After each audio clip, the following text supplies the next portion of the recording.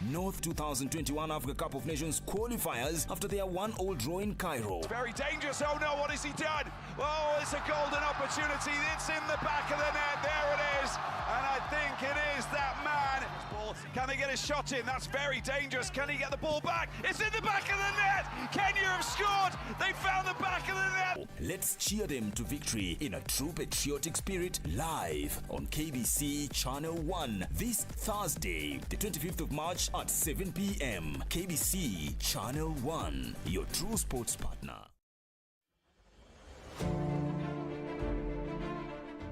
Coronavirus disease is now spreading within counties in Kenya, from person to person through contact with droplets when an infected person speaks, coughs or sneezes, or through touching contaminated surfaces and objects. Anybody with a weakened body immunity has a greater risk of contracting coronavirus disease. People living with pre-existing medical conditions such as HIV, cancer, TB, diabetes among others must adhere to their treatment to strengthen immunity and therefore should ensure they have a constant supply of necessary medicines. Contact your clinic or health facility for information on how to access treatment.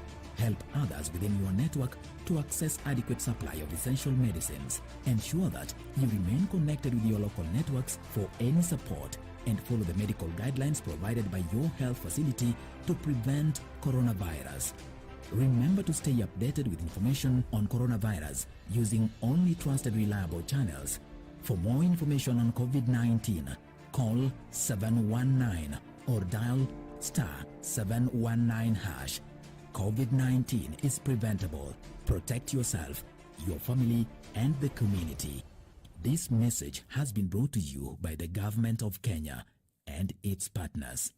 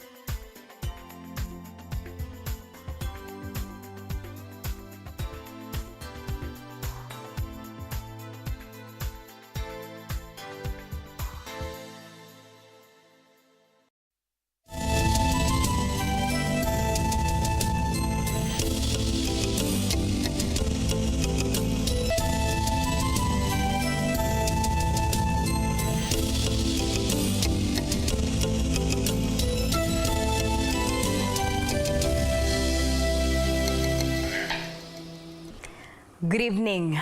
Welcome to Channel 1 News Hour. Well, we have a comprehensive bulletin lined up for you. To kick us off, we take a look at the highlights. 16 fitted the South African morphology and 3 fitted the description of the UK morphology. 1,127 new coronavirus cases confirmed in the last 24 hours, with 135 patients fighting for their lives in the intensive care units. Hailing for collaborative approach, First Lady Margaret Kenyatta commends partners for teaming up to end child-to-mother HIV transmission by end of 2021. And KCPE exams enters day 2, with Education Cabinet Secretary Professor George Magoha lamenting on security arrangements in centers.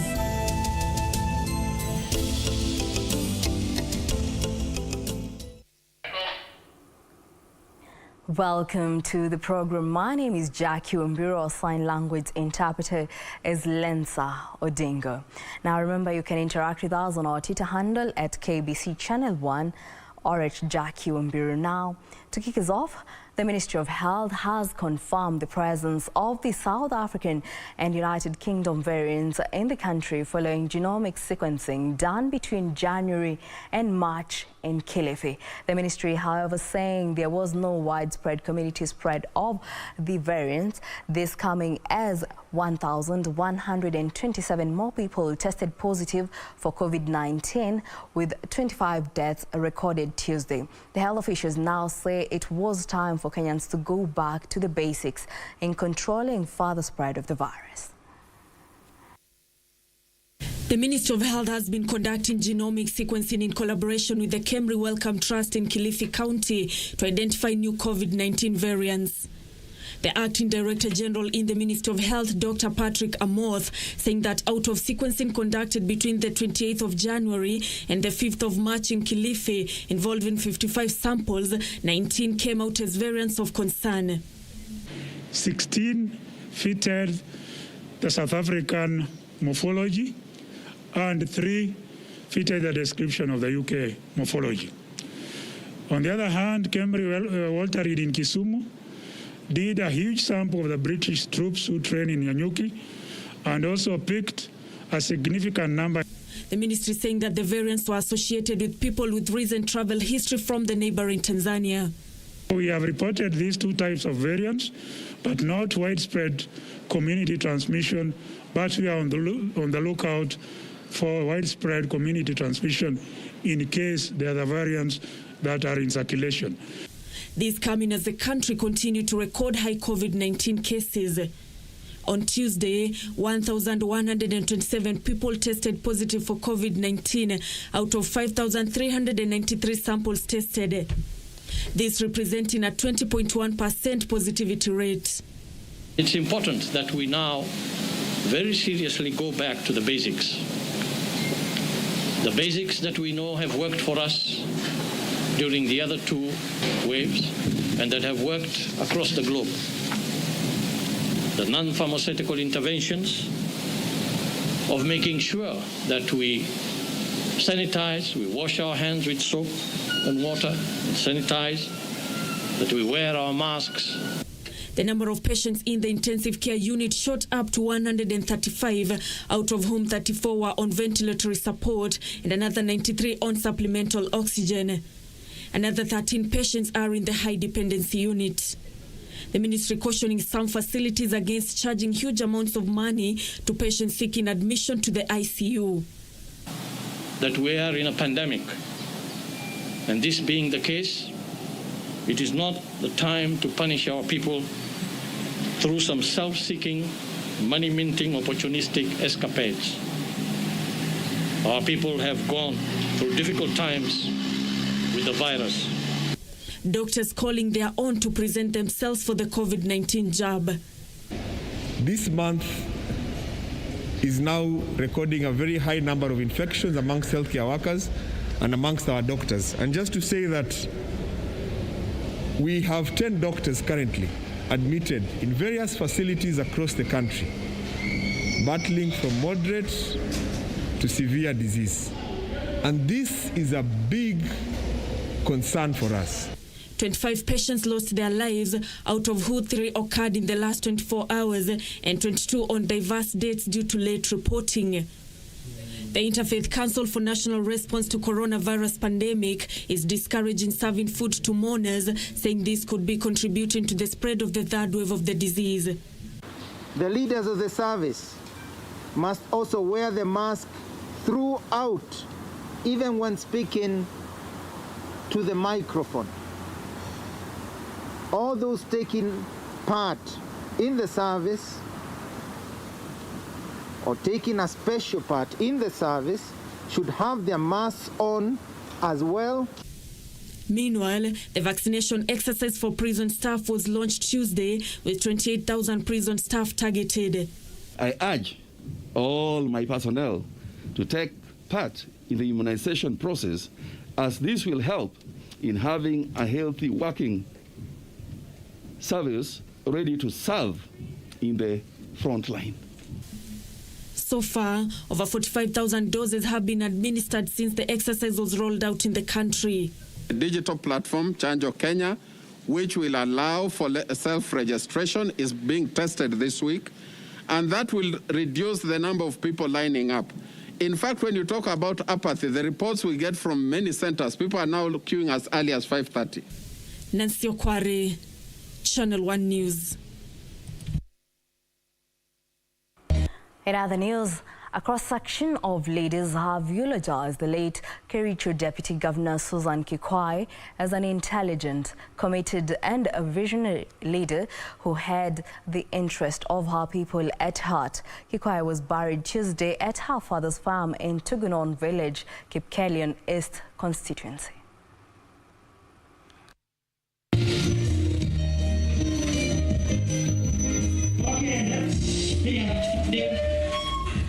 Five governors and 15 deputy governors were among politicians and other national leaders who had joined residents of Kericho County in Tugunon Village to bid farewell to Kericho Deputy Governor Susan Kikwai, who succumbed to COVID-19 related complications. Kikwai was eulogized as a committed leader who was keen on development and very resourceful to the county. This great lady left a very big position in national government to come and serve as the Deputy Governor for Kericho. She was dedicated in ensuring that this county moves forward. Speaking during the burial ceremony, the leaders noted that the country had lost a great and visionary leader whose shoes will be hard to fill. She happens to be a friend of our county. Ametutembelea huko Nyeri, not once, not twice. So we hold her very dearly. For me, she has been more than a mentor and a confidant. So we are deeply saddened by her demise. Huyu ambaye amelala hapa amekuwa mwenzetu, ambaye tumempenda, tumemwenzi kwa sababu ya busara wake na kwa namna ambaye ametusaidia katika Deputy Governors Forum. The late Susan Kikwai succumbed to COVID-related complications while receiving treatment at Siloam Hospital in Kericho on Saturday.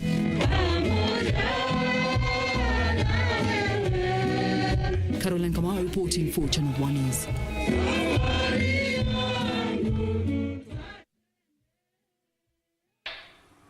May she rest in peace. Now, moving on, First Lady Margaret Kenyatta has called for a renewed commitment to the elimination of mother-to-child transmission of HIV and syphilis in the country.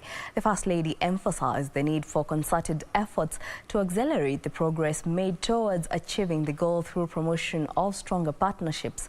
The First Lady spoke on Tuesday when she virtually addressed a partnerships meeting on accelerating the progress towards achieving validation for the elimination of mother-to-child transmission of HIV and syphilis by 2021. Statistics indicate that Kenya has made progress on the elimination of mother-to-child transmission of HIV and curbing maternal mortality, with new HIV infections reducing by 47% from 12,826 in 2013 to 6,806 in 2020. The First Lady comments the innovative implementation of the framework adopted by counties through the county business plan model. The First Lady said her overall mission is to end preventable deaths of women and children, as well as eliminate new cases of HIV infections from mothers to their children. She applauded the existing partnership between her Beyond Zero initiative and other stakeholders, including the national and county governments, for working together in promotion of maternal and child health. She observed that it was through the support of partners that the Beyond Zero initiative was able to deliver 52 mobile clinics across the country, adding that the initiative extended its resolve to increase access to healthcare through the Beyond Zero medical safaris, noting that there is still significant healthcare gaps affecting Kenyans, particularly underprivileged women and children, which require urgent attention, especially during the COVID-19 pandemic times. The First Lady said a lot of work needs to be done to curb the spread of HIV infections in the country. Isufar, Channel 1 News.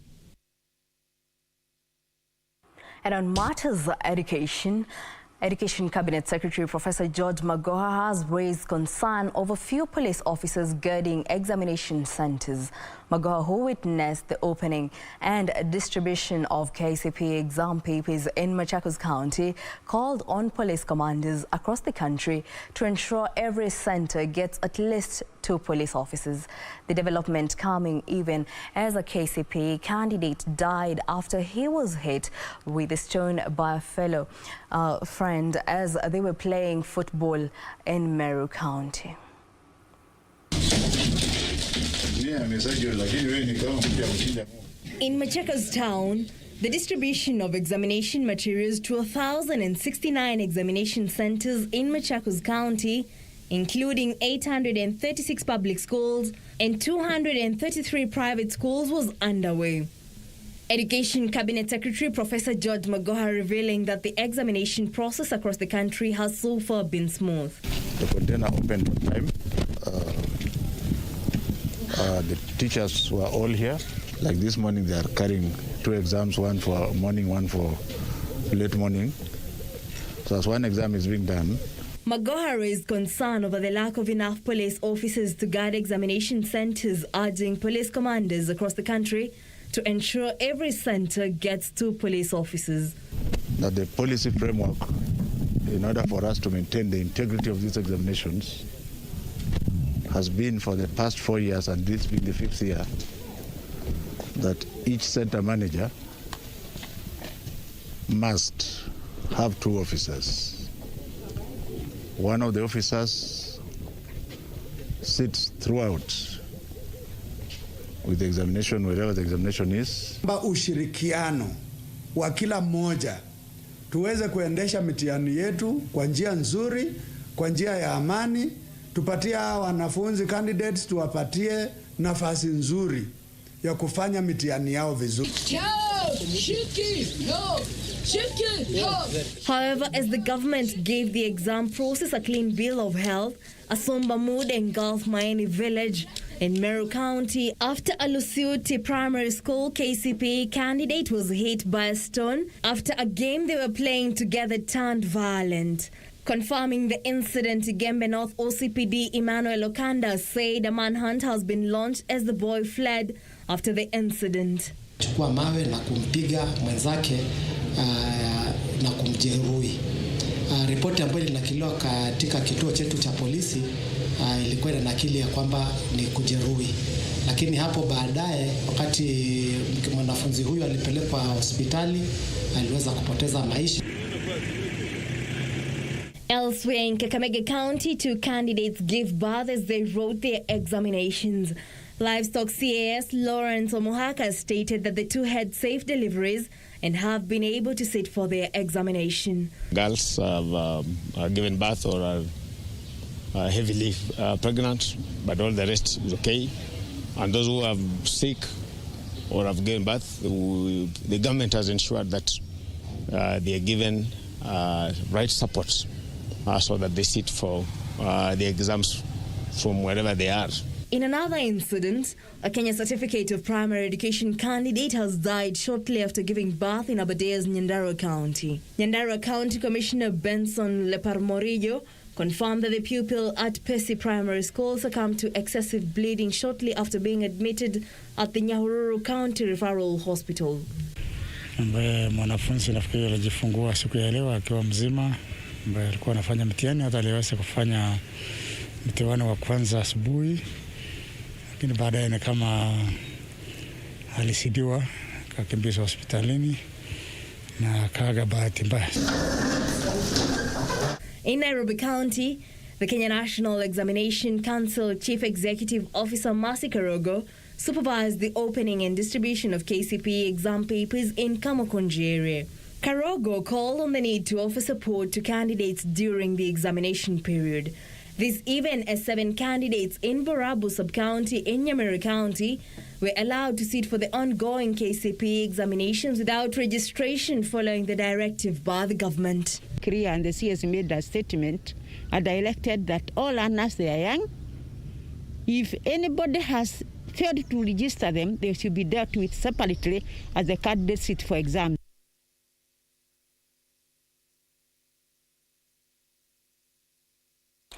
Away from that, President Kenyatta, who is also the Jubilee Party leader, has eulogized the late Jubilee Party Executive Director James Wambiru as a seasoned public servant who left a mark of excellence wherever he served. The head of state terming his death a big blow to the country and the Jubilee Party. Wambiru died Tuesday morning at Karen Hospital moments after he collapsed. Meanwhile, Jubilee Secretary General Raphael Tuju described Wambiru as a sober and a passionate leader. Glowing tribute continued to be shared following the death of the late former Jubilee Party Executive Director James Waweru, who died Tuesday morning at Karen Hospital in Nairobi, moments after he collapsed. President Uhuru Kenyatta termed the late Waweru as a seasoned public servant who left a mark of excellence wherever he served. Waweru has served as a former Nairobi Provincial Commissioner and a Sports Permanent Secretary under retired President Mwai Kibaki's administration. His death, the president says, is a big blow to the country and the Jubilee Party, saying that the ruling party has lost a trusted, loyal and efficient leader whose contribution has ensured stability and progress. Meanwhile, Jubilee Party Secretary General Raphael Tuju described Waweru as a sober and passionate leader. He has been in the leadership of Jubilee, where his leadership skills have been most useful, a very sober, a very reasoned, a very moderate, and a very passionate leader at Jubilee headquarters.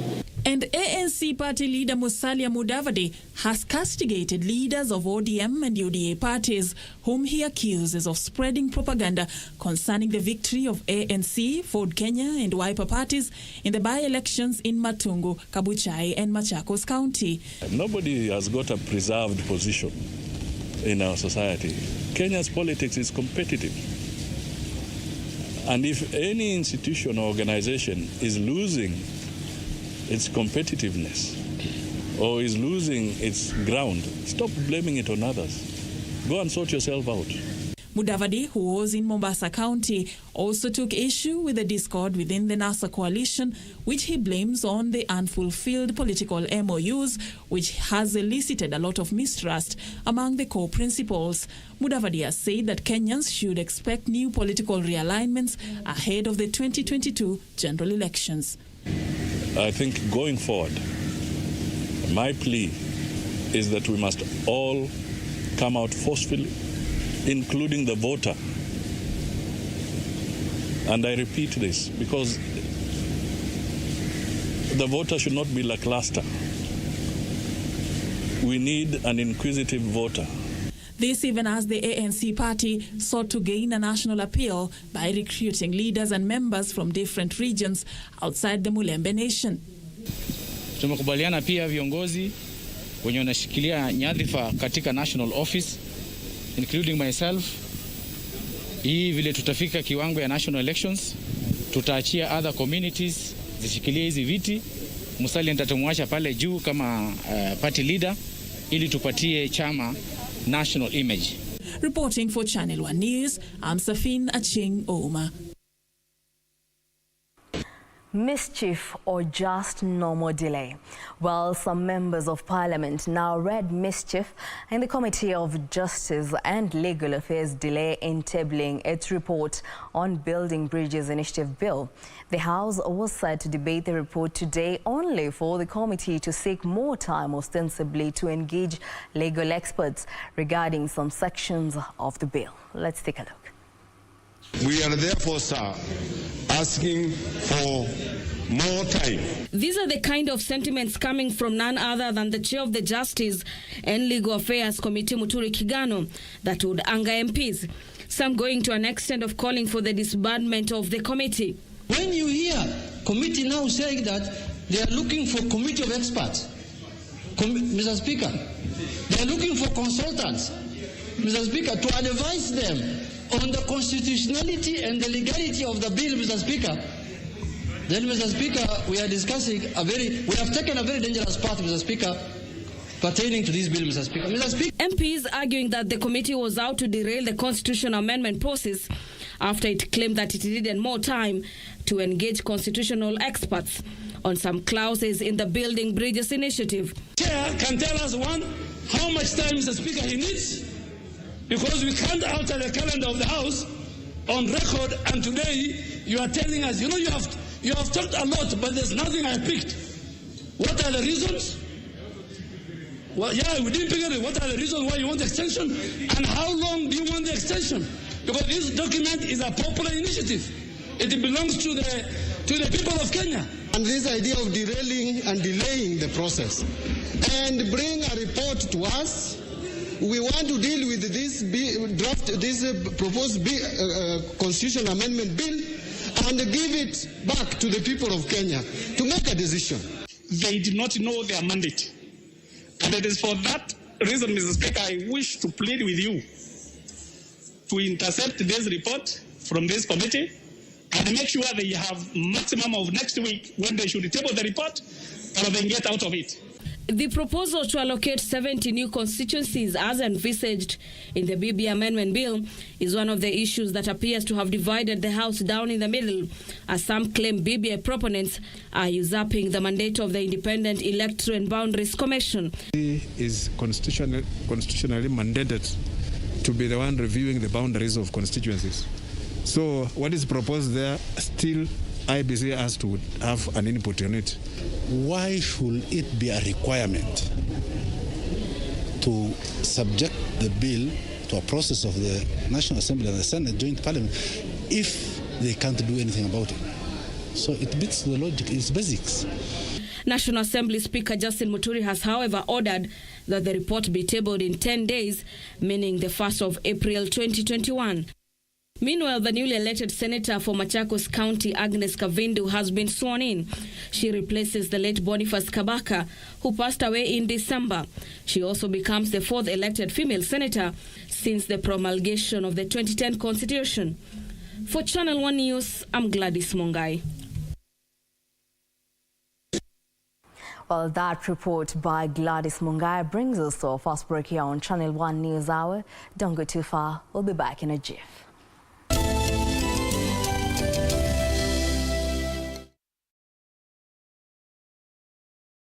Ili kupata skiza tune hii ya joking kwa simu yako, bonyeza *811 *758#. Good morning, class. Good morning, Mr. Kipto. Now I want you to write a composition using the word jogging. Teacher, please give us spelling for the word jogging. Sijasema jogi ile ujogi ile jogi ya kunyongwa. Hapana. Ninasema jogging. Na sijasema jogi ile nje unasema jogi ya kukimbia ya marathon ama ile jogi nyingine ile jogi ya television ya kucheka. Sijasema hiyo jogging, na maanisha jogging your brain ile kukimbiza akili changamoto. That a composition using the word jogging. Ili kupata skiza tune hii, bonyeza *811 *758#. *811 *758#. Next on. That woman can arouse passions. Emma hates her. She's so angry. She even threatened to kill her. Imagine that. It's very rude of you to come to my house at this time of night. I know, but I don't care. Amaya, I'm here to try for the last time. Please tell me that it's not too late to start a relationship with you. I'm telling you, you can't marry Max. Salvador, you have to understand me. I'm begging you. I love Max. I'm marrying him, and there's nothing you can do to stop me.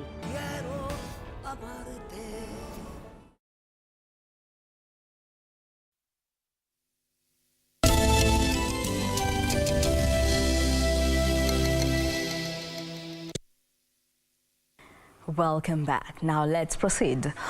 Residents of Zanzibar Tuesday bid farewell to the late President John Magufuli. Speaking during the event, Zanzibar President Hussein Mwinyi took time to pay tribute to Magufuli for transforming Tanzania, saying his legacy will live on forever.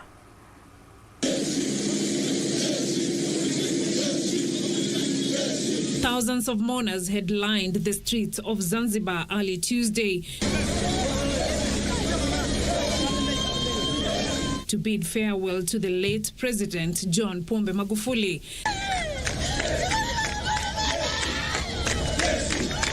Zanzibar President Hussein Mwinyi, while paying his tribute, said Magufuli was a true patriot who took pride in serving all Tanzanians. Tutakumbuka kwa jinsi alivyojipambanua katika kupigania haki za wanyonge na matumizi bora ya rasilimali za Tanzania kwa maslahi ya Watanzania. He said Magufuli believed in Tanzania's potential in using its resources for development and for the benefit of its people. Tutamkumbuka kwa miradi mikubwa ya maendeleo aliyoitekeleza ndani ya kipindi kifupi cha utawala wake. Tutamkumbuka kwa hulka njema aliyokuwa nayo ambayo ilitawaliwa na ucheshi, uchamungu, bashasha, huruma na mapenzi makubwa kwa Watanzania wote. He called on Tanzanians to always remember Magufuli's zeal to fighting corruption and eradicating poverty in the society. Tutamkumbuka kwa uongozi wake kwenye vita dhidi ya rushwa, ufisadi, ubadhirifu na uzembe, ambapo alipata mafanikio makubwa katika kujenga uadilifu katika jamii na uwajibikaji katika utumishi wa umma. Tomorrow, Magufuli's body will be taken to Mwanza for public viewing before being transferred to Chato on 25th, where family and public will pay their last respect. Magufuli will be buried on Friday, March 26th, in his ancestral home in Chato, Geita region. Beatrice Gatonyangetich, Channel 1 News. Well, may he rest in peace. Now, moving on. The Anti-Corruption Court has granted the Director of Public Prosecutions 10 days to file submissions in the 68 million shilling graft case facing former Nairobi Governor Evans Kidero and others. The DPP had sought more time to see through the submissions it claims were filed late by the defense teams. The probe into graft allegations facing ex-Nairobi Governor Evans Kidero and others continues on Tuesday morning at the Milimani Law Courts. Kidero and others are facing charges involving irregular payment of 68 million shillings to a law firm during his tenure in office, as well as money laundering, abuse of office and unlawful acquisition of public property. The DPP told the court of the late submissions made by the defense, hence the court granted it 10 days to file its submissions. Meanwhile, the hearing of a case facing former Tetu Member of Parliament Ndungu Gethenji and others who are accused of creating disturbance at the upmarket Kihingo Estate in Kitsuru failed to continue on Tuesday morning after one of the accused, Josiah Otemu, was excused to attend the burial of his child. The matter was adjourned to the 8th of June.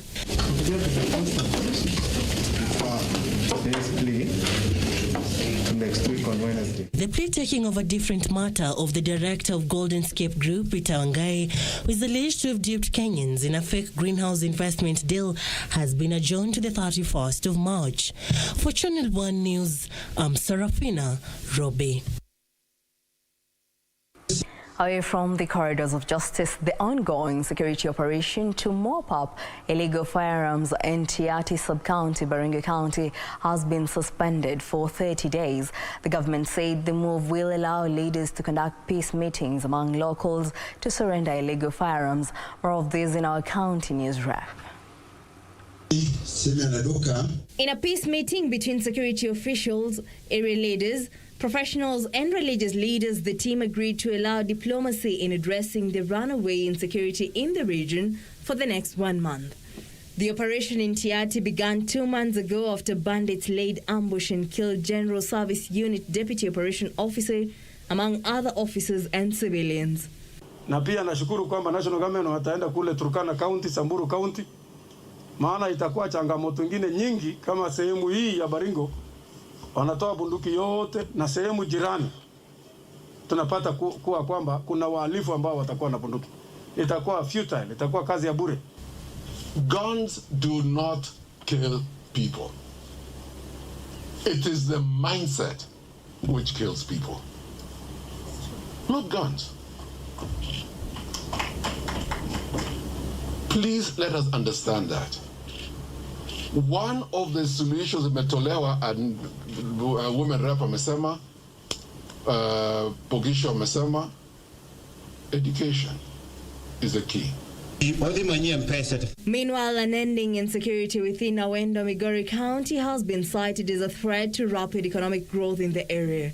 Awendo Member of Parliament Walter Owino lamented attacks on business people may hinder development in the region. I want to request people who are coming there to do gold mine to concentrate in doing that. Let us not import criminals from other areas to come and pretend that they are doing gold mine while they are interested in other things. In Isiolo, the family of 26-year-old Celestine Nduko Kioko, whose life was brutally cut short allegedly by her jilted lover in Kambi Eju village, has called upon the Directorate of Criminal Investigations to move with speed and nab those responsible for her death in order to ensure that justice is served. The mother of two prepared her two children to attend Sunday school early Sunday morning, only for them to return in the afternoon and find their mother's lifeless body in a pool of blood. Lakini nilipofika mahali pale, nilienda nikapata amendungwa visu kwa shingo, nikamuinua, nikapata amekuwa baridi, nikashika hata hapa chini kwa shingo, kwa throat, nikapata imekatwa kabisa. Currently investigations are ongoing to apprehend the perpetrators, the perpetrators of the heinous crime. At the moment, the person whom the lady had a relationship with is our current suspect. And in Mandera, Deputy Governor Mohamed Arai has called on residents to go for the COVID-19 vaccination. Speaking at the Mandera Referral Hospital after receiving the vaccine, the Deputy Governor asked residents to go for the jab and ignore myths associated with the vaccine. This is a very reliable injection that is meant to address this pandemic.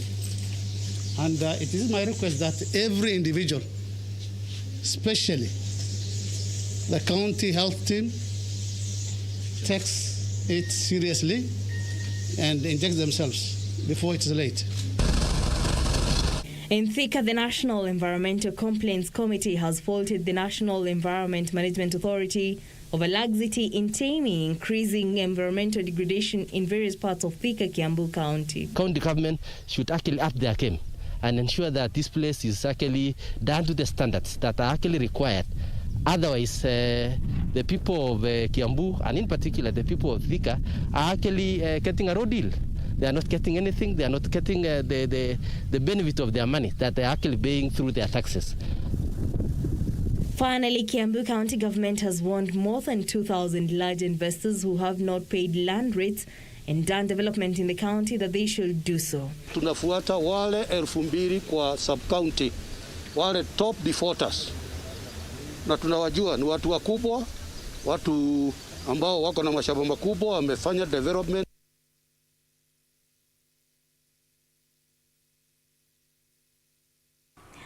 Now moving on, a horrific attack in Niger Delta has left 137 people dead and dozens injured after gunmen on motorbikes raided several villages in northwestern Niger.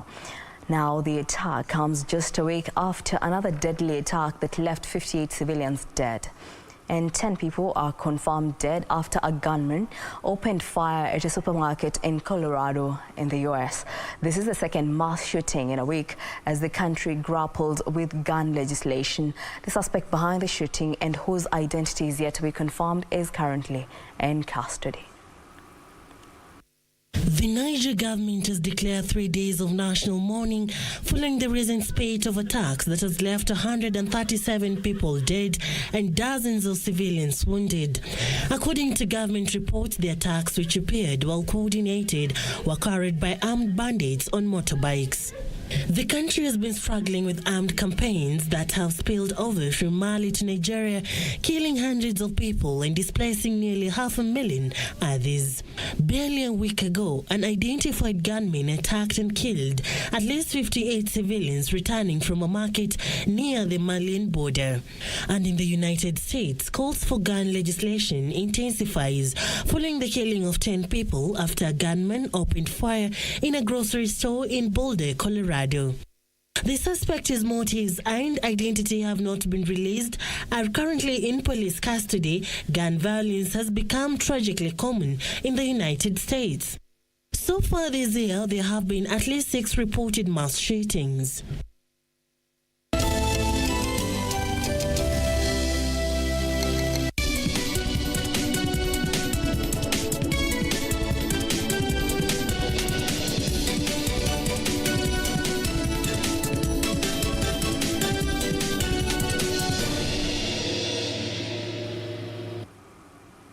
Now let's talk business.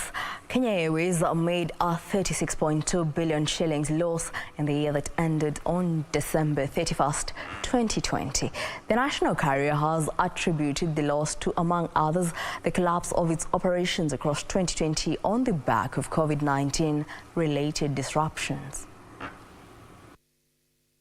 The directive from the government to suspend passenger travel in a bid to curb the spread of COVID-19 saw the national carrier shut down its scheduled network operations from April to July last year, in turn leading to the reduction of its total revenue by 58.8% to 52 billion shillings for the year ended December 31st, 2020, from a higher of 128.3 billion in 2019. This as passenger revenues are sunk by 69.9 billion shillings in the period following a drop in passenger numbers to 1.8 million individuals from 5.2 million in the preceding year. Kenya Airways nevertheless trimmed its overall costs by about 38.5% to 89.4 billion shillings from 141.3 billion shillings in 2019, but the cut was not significant enough to offset the dip in revenues. KQ says it has received 6 billion shillings in support from the National Treasury as of the end of 2020, with the monies being appropriated through the first 2020-2021 supplementary budget. KQ is further betting on leveraging new income streams, such as cargo, having recently repurposed part of its Boeing 787 carrier to a fully fledged freight carrier. Going forward, the management of Kenya Airways nevertheless remains optimistic, despite predictions of slow and painful recovery of KQ operations to pre-COVID-19 levels, as the company sees a distant rebound in the year 2024.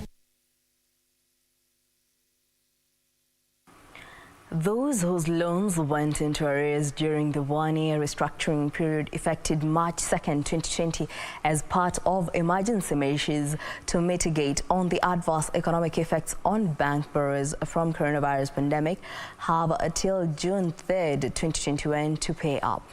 The Central Bank of Kenya will further monitor the unwinding of outstanding restructured loans to ensure stability of banking sector amid appeals to reinstate the grace period as COVID numbers soar. As part of the emergency measures to mitigate on the adverse economic effects on bank borrowers amid coronavirus pandemic, a Central Bank of Kenya announced a set of measures, including providing relief to borrowers on their personal loans based on their individual circumstances arising from the pandemic, as well as banks to review requests from borrowers for extensions of their loans for a period of up to 1 year. The measures elapsed beginning of this month. Since March 2020, the loans amounting to 1.7 trillion shillings were restructured by the end of February 2021, accounting for 57% of banking sector's gross loan. As such, in being effective by cushioning borrowers, commercial banks incurred losses.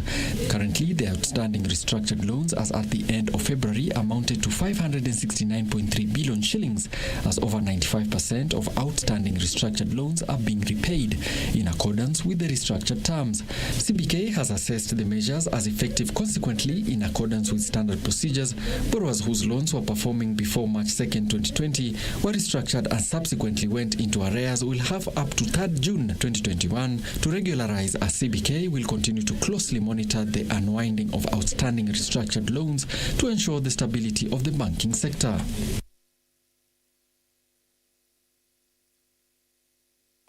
In other news, the Communications Authority of Kenya has put on notice broadcasters flouting gaming and betting laws.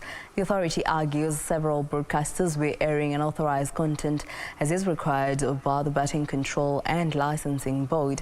In efforts to correct this, the authority will be running a series of sensitization campaigns targeting media industry players.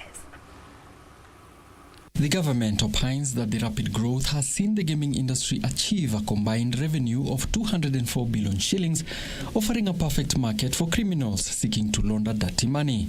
Despite the state-backed amendments to the gaming bill that will allow more government agencies to capture suspicious bets and punters in the latest drive to combat money laundering and flow of illicit money, loopholes still exist. There has been a growing trend where broadcasters operators are carrying out gaming and lotteries without accessing the authorized framework by the Betting Control and Licensing Board, who are our partners in this subsector. In efforts to curb this, the Communications Authority of Kenya will be rolling out a sensitization program targeting broadcasters.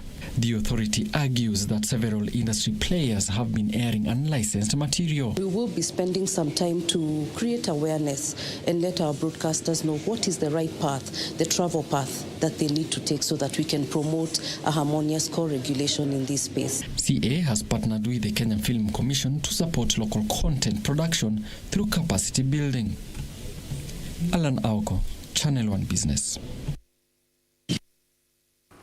Favorable climatic conditions and reduction of fruit flies in Makueni County has leapfrogged mango production in the area. Owing to this, KBC Agro Limited, a large mangoes exporter to the Middle East, intends to scale up capacity to boost production ahead of the lapse of the EU ban on Kenyan mangoes in September.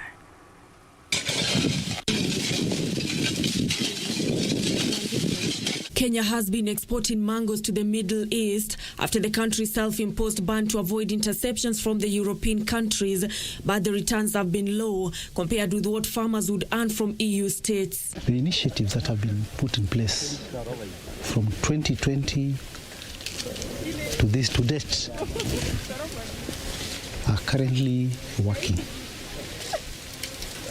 It's been established that the levels of infestations have drastically gone down, and I believe moving forward, then the only way to reward the farmers' efforts is to open the market. KBC Agro Limited co-founder Mutheu Kithuma is eyeing the lucrative European market, where Kenya is scheduled to resume exports starting September. So with that, for the last 3 years, in partnership with KEFIS as well and ACD, we are actually certified as a low prevalence farm on fruit fly. So we are ready to actually re-enter the mango, the EU market, with the Kenyan apple mango. And with the strides we have made so far, during the 2020 season, we did a dry run in conjunction with ECP and KEFIS. We sent our results to Brussels. And after they got the results on the fruit fly, Kenya has been given the green light to export to the EU from 2021.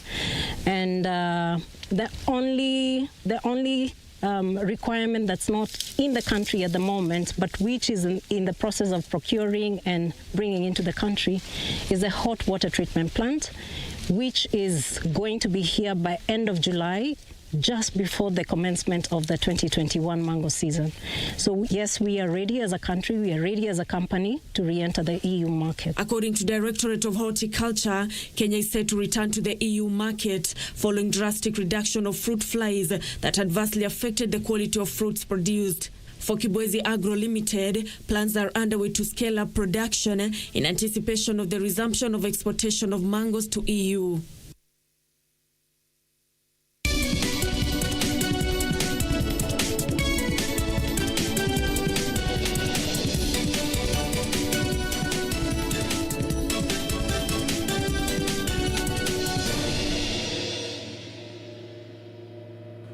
Well, we'll take a short break. Up next is Sport News. See you then.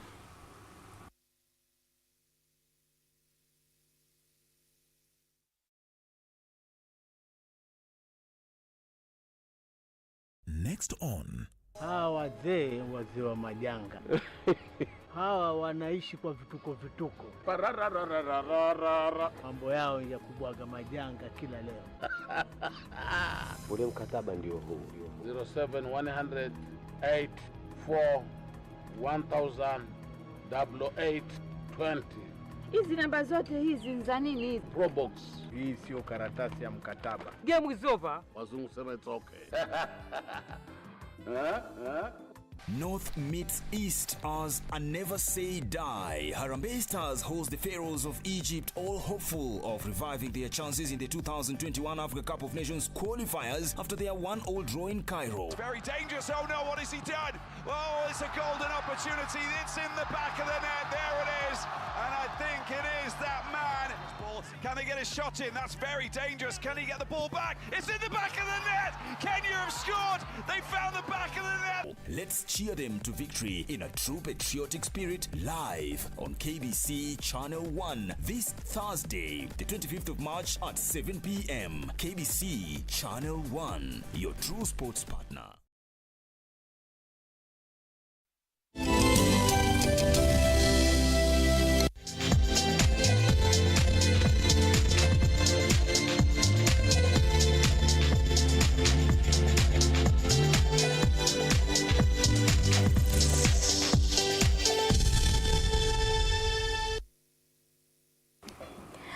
Welcome back. Now let's proceed. Harambee Stars tactician Jacob Gosmule insists his charges are well prepared ahead of the AFCON qualifier match against the Pharaohs this Thursday at Kasarani Stadium. Meanwhile, Football Kenya Federation says 2.5 million shillings they received from gaming firm Odibet will help prepare the team ahead of the two AFCON qualifiers against Egypt and Togo respectively. Harambee Stars will kick off their final training session on Wednesday ahead of the first qualifier match against Egypt set for Thursday. Stars must beat Egypt and Togo to enhance their chances of qualifying for the continental showpiece. I don't want to talk about the players that are not here right now. I want to talk about the players I've called because the concentration now is on the game. There are many things that we are looking at, the previous game performance and so many things. But what we have at the moment are also players who have shown a good quality, good form, and that is why we have them in the camp. The 2.5 million that we have supported Harambee Stars with today is regardless of whether they win or not. It is a motivation, and you see, in as much as we are motivating them, we can't put conditions that if you don't win, we're not going to give you the money. So regardless of the performance, we are going to support them. Meanwhile, it's full house at the Harambee Stars camp ahead of the crucial tie against Egypt. Harambee Stars captain Michael Lunga is optimistic Stars will get a positive result against the Pharaohs. Angalia the caliber of game yenye tunataka kucheza ni game itahitaji a lot of character, especially from the players. So hiyo tu ndio the key thing yenye tungependa kuwa nayo, na attitude sana sana ndio itakuwa ni crucial, especially tukienda kwa game kama hizi. After the Egypt match, Harambee Stars will travel to Togo for the final qualifying time 4 days later. The matches will be used as build-up matches towards the upcoming 2022 FIFA World Cup qualifiers that get underway in June 2021. Kenya's Victor Othiambo lost to Alain Sangwe of Cameroon at the ongoing Africa Zone 3 Boxing Championship in the Democratic Republic of Congo. Othiambo lost to the Cameroonian on a knockout decision.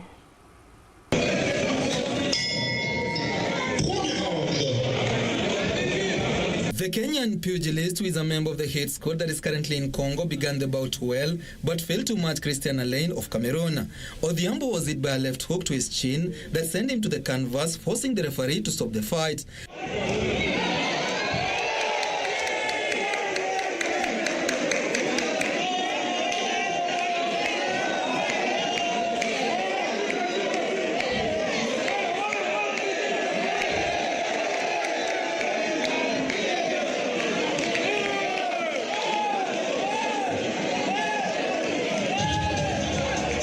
The Kenyan coaches, led by Musa Benjamin, are using the championship to test the preparedness of Nico Koth, Eli Ajoi, Elizabeth Akinyi and Christine Ongare ahead of the Olympics in Tokyo, Japan, as well as to look at the potential of emerging boxers.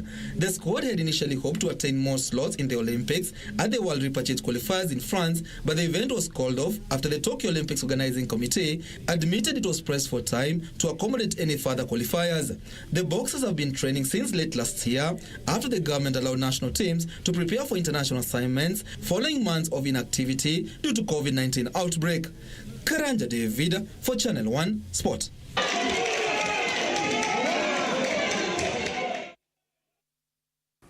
Outstanding sports personalities of the months of January and February were today feted at a ceremony held in Nairobi. The awards are an initiative of the Sports Journalists Association of Kenya, with the year's first recipients being Angela Okutoi and Tyler Okari. Junior tennis player Angela Okutoi and Kenya Morans forward Tyler Okari were today feted as the sports personalities of the months of January and February respectively by the Sports Journalists Association of Kenya. Okutoi won back-to-back ITF Junior J4 singles events in Nairobi. She won 6-3, 6-2 against Celine Simunyu of Ireland and beat Hungary's Luka Udvardi 6-1, 6-4 to move to a career-high ranking of 127th globally. She also won one doubles title and took second place in another, partnering with Iran's Meshkatol Zahra Safi. Okutoi beat autocross star driver Lovjot Singh to the coveted title. In January, being able to actually play like an international tournament and meeting different players and actually doing great in it. So being nominated for the Sport Month of the Month and winning it is actually great. I'm happy.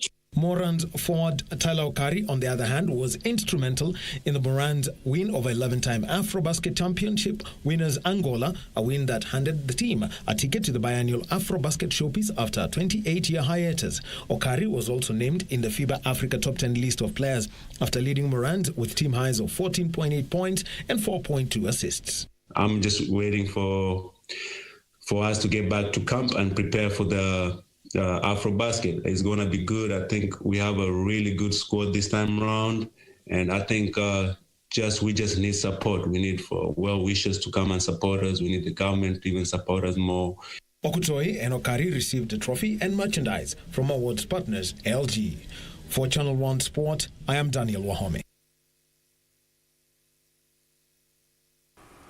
The inaugural edition of the Kenya Savannah Classic teed off at the Karen Country Club today, with 155 golfers taking to the course. Now, Kenya's charge was led by David Waku, who had a round of 5 under par 66, with 4 golfers sharing the lead at the end of the first round. David Wahu was the best-placed Kenyan as the inaugural Kenya Savannah Classic teed off at the par 71 Karen Country Club. Wahu finished the first round joint 13th after a round of 5 under par 66 that included an eagle and 4 birdies that were blighted by a bogey at the par 4 third. I've really been looking forward to actually handle my pressure and then have the chance to actually swing the club with a lot of freedom and to enjoy the game. So I must say that the game plan for tomorrow, I'll just stick to my strategy from what I'm working on and see whether everything is going to be okay. Samuel Njoroge of Kenya Railways, Windsor's Riz Charania and Muthaiga's Greg Snow were on level par 71. Magical Kenya Open winner Justin Harding of South Africa was one of 4 golfers who were tied at the top on 7 under par 64. The others are Spaniard Alejandro Cañizares, Frenchman Clement Saudet, and Joost Luiten of the Netherlands. The second round tees off Wednesday, with golfers aiming to be among the top 25 on scores to earn the right to play for a share of the €1 million prize money that is equivalent to 131 million shillings. The winner of the Kenya Savannah Classic, that is the 7th of 42 events on the European Tour calendar, will take home €145,500, that is equivalent to 21 million shillings. For Channel 1 Sport, I am Daniel Wahome. Belgian striker Romelu Lukaku will link up with national team after testing negative for COVID-19 following an outbreak at his club Inter Milan. Now, the 27-year-old's participation in the squad was uncertain after an outbreak at his club, so 4 players test positive, and Saturday's match against Sassuolo postponed. The striker, who was also named in Roberto Martinez's original squad, will now team up with the national team ahead of their matches in Group E World Cup 2022 qualification campaign against Wales, Czech Republic and Belarus. Lukaku has made 89 appearances for Belgium since 2010, scored 57 goals, making him Belgium's all-time top goal scorer. To his right, he's only interested in going on his own. Lukaku sends Inter 4 points clear at the top. This is the day.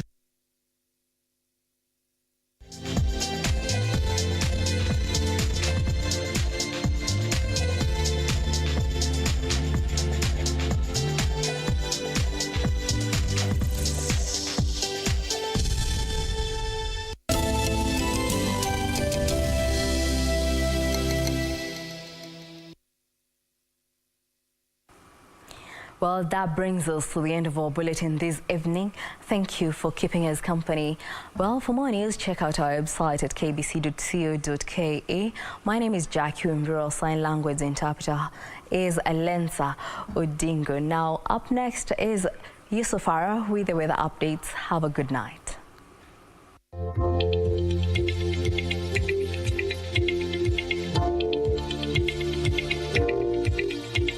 Good evening, this is Channel 1 weather updates. My name is Yusufara. Tonight, Narok is the coldest. Temperatures over there dropping to 10 degrees Celsius. Rainfall is expected in the highlands, east and west of the Rift Valley region, with dry weather conditions dominating the rest of the country. Strong southeasterly winds of up to 25 knots will be expected to blow over the counties of Marsabit and Turkana. Tomorrow morning, we'll wake up to rains accompanied by sunny intervals in areas of Machakos, Makindu and Kitui. The coastal region also wakes up to sunny intervals accompanied by showers in the morning. Sunny intervals in the northeastern region, areas of Mandera, Garissa, Isiolo and Wajir. Areas of Lodwar will be having sunny intervals in the morning. Let's now take a look at how your afternoon will be tomorrow. Showers accompanied by thunderstorms in areas of Narok, Nakuru, Kitale, Eldoret and Kisumu. Remember to keep warm in those regions. Sunny intervals, partly cloudy conditions in the coastal region, sunny intervals in the northeastern region all the way to the Lake Turkana Basin and areas bordering Kenya and South Sudan. As far as the temperatures are concerned, highs of 39, lows of 25 in Mandera. Highs of 36, lows of 25 in Garissa and the capital city Nairobi, highs of 26 and lows of 16. That brings us to the end of the local weather focus. The international weather focus is coming up in a bit. Remember to make a date with me same time tomorrow, only on Channel 1. Until then, do have yourselves a lovely night.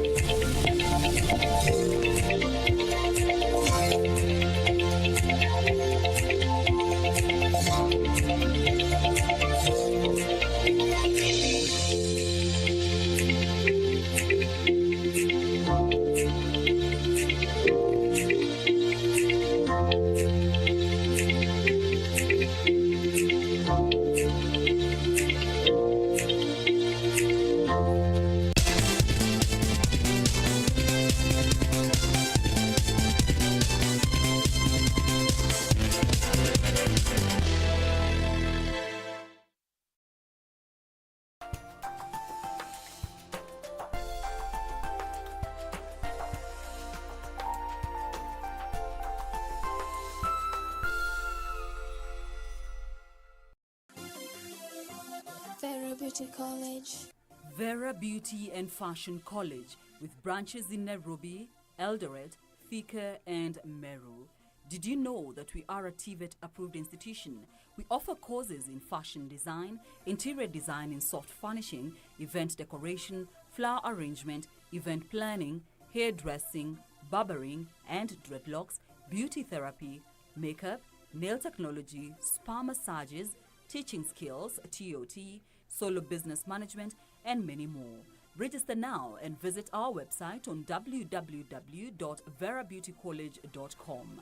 You can also call on 0725 923 550 Nairobi branch, 0728 087 689 Eldoret branch, 0722 22 7428 Thika branch, 0725 000 706 Meru branch. Vera Beauty and Fashion College, a TVET approved institution.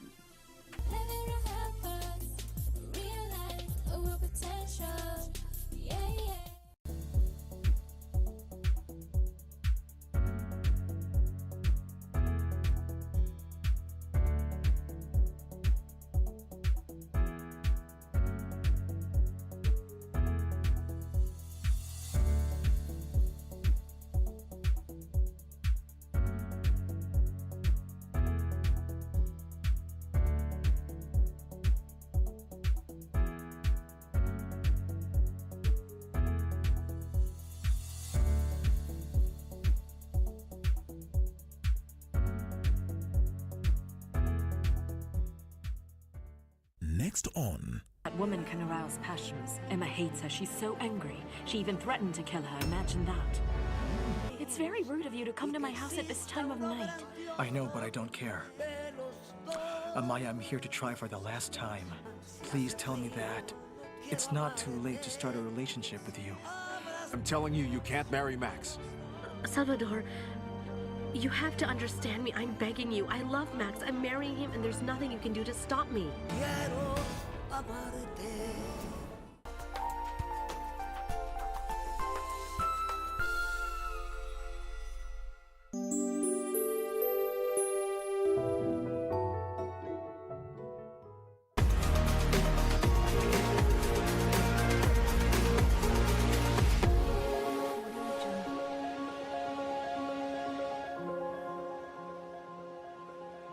Take on Tech, a weekly show that explores contemporary technological concepts and debates and brings you experts who comment or break down the technological subjects in an untechnical way. The aim of the show is to allow you, ordinary people and audiences, to understand the relevance of technology in your day-to-day life and how technology affects the things that you do nowadays. In today's program, we focus on the topic of privacy and data protection practices of digital lending apps in Kenya. In Africa, Kenya is considered a leader in mobile penetration as well as in internet usage. And with this penetration, different innovations have resulted, including digital lending apps. Now, digital lending apps involve managing and processing loans online through the web or mobile phones, and it offers less inconveniences, for example, in-person application, submission, and verification. What this has resulted is that there are so many digital lending apps in Kenya, and you find that some people are not only in one, but in several of them. Now, the Center for Intellectual Property and Information Technology Law, CIPIT, located at Strathmore University, conducted a study to look at what are the privacy and data protection practices of digital lending apps in Kenya. In this program, they're going to be sharing some of the findings and just letting you know what you need to be conscious of as you use the digital lending apps. And in the studio, we have the director of the center, Dr. Isaac Rutenberg. And then we have Grace Bomu, who is actually a research fellow at the same center and who basically led this research. Welcome to the program, ladies and gentlemen, and so glad to have you to speak to this very important issue, especially now that Kenya is talking about the need to have data protection, the fact that Kenya has actually established the Data Protection Office. So now, the first question to you, Grace. We have a proliferation of digital lending apps